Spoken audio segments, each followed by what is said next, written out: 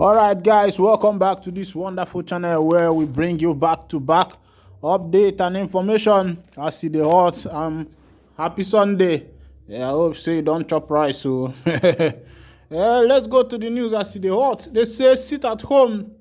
Enugu State Governor Peter Mba vows to drag instigators enforcers before ICC. Say some of these governors they funny they funny. I no go lie to you. The man say in one drag the people wey be say they do sit at home. They say you go drag them to ICC, International Criminal Court. But say na for this Enugu state wey be say Fulani herdsmen they do bad thing wey be say if you hear am your ear ndị Igbo si na nwere ya aga nwanne ntị echie. But the governor of Enugu state never tried to say okay, these are Fulani people wey be say they carry their cow they sporting for my people wey they do all these atrocities wey be say they do kidnapping, they do everything wey be say they do. He never carry them to ICC. Now the people wey be say they enforce peaceful sit at home na in one drag to ICC. If I tell you say Nigerian Igbo politicians na so they beat them all. Small thing wey go concern their brothers na there they get muzzle. But when it comes to the matters wey matter, wey be say where they go get muzzle, you go see them they no go do anything.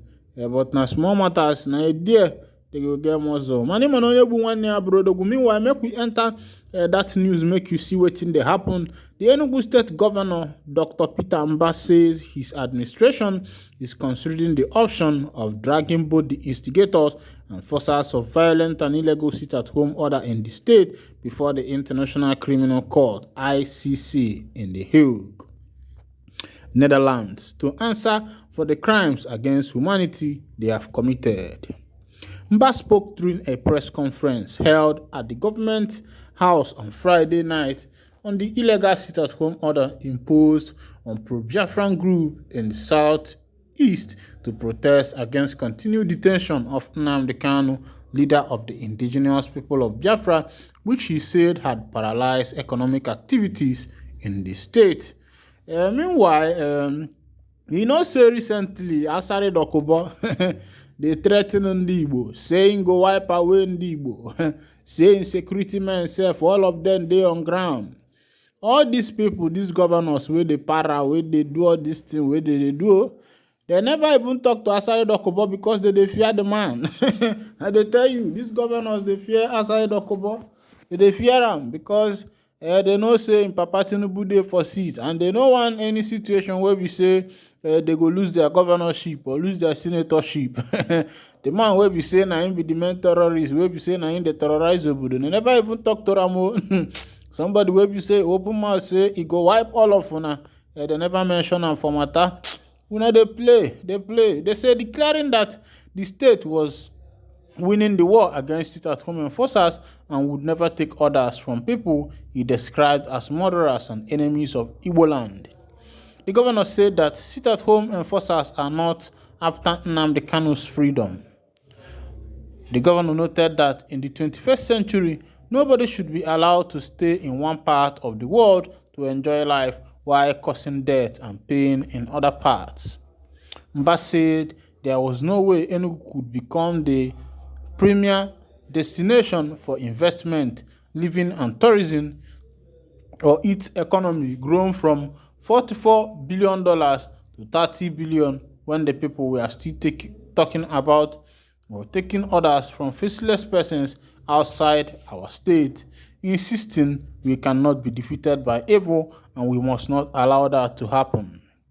The governor urged concerted effort by the media community and Enugu people against sacrimonious fake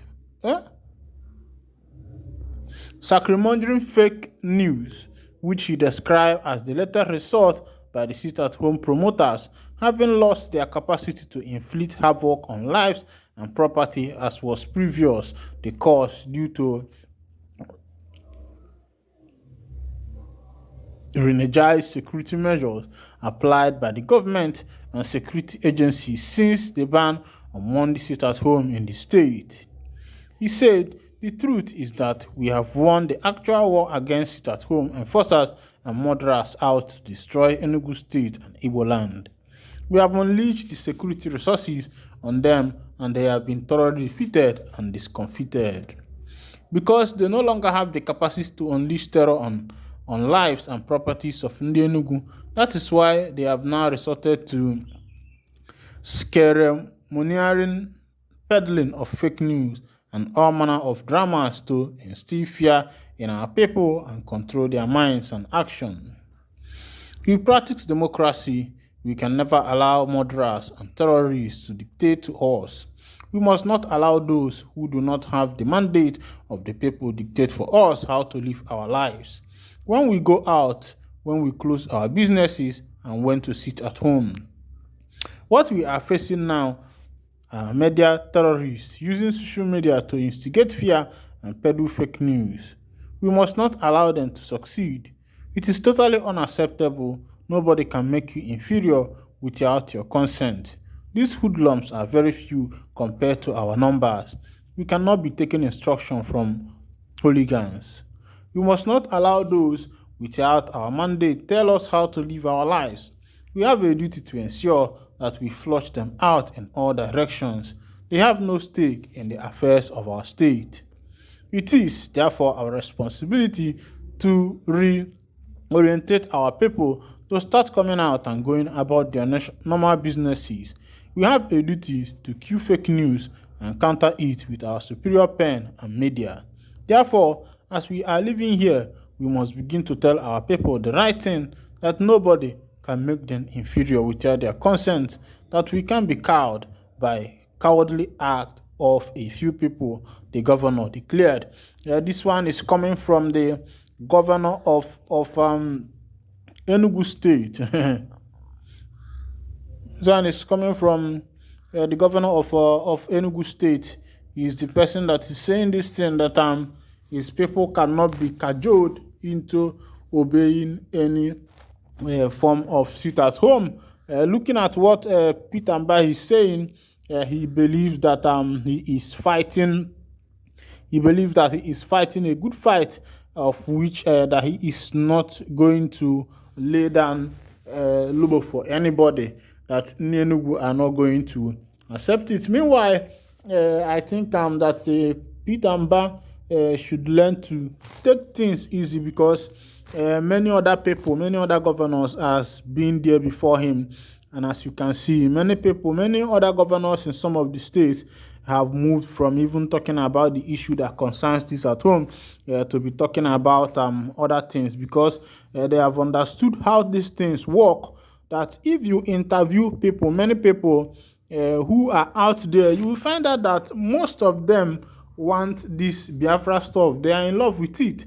It's just that I think Peter Mba has not been able to take a personal survey, because one thing about Nigerian politicians is that they talk from the top without taking a look at what is happening at the grassroots. Yes, they speak from the position of their office, forgetting the grassroots, forgetting the localities, forgetting go to the localities, go to the rurals to be able to. That is where you will obtain the right news. Yes, you are at the peak of things. You are at the zenith of things. You are the number one citizen of the state.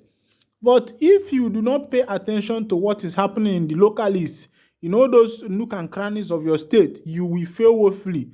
I'm telling you, many politicians are failing because they have refused to pay attention to what is happening in the local areas of where they are ruling.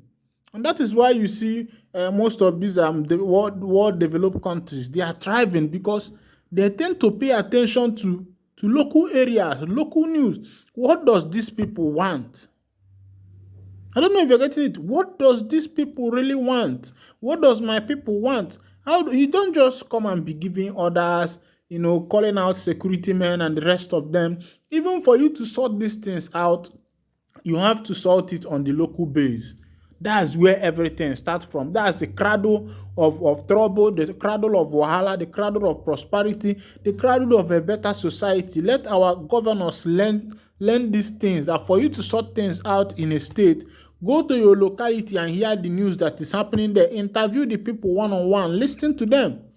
Give them a listening ear.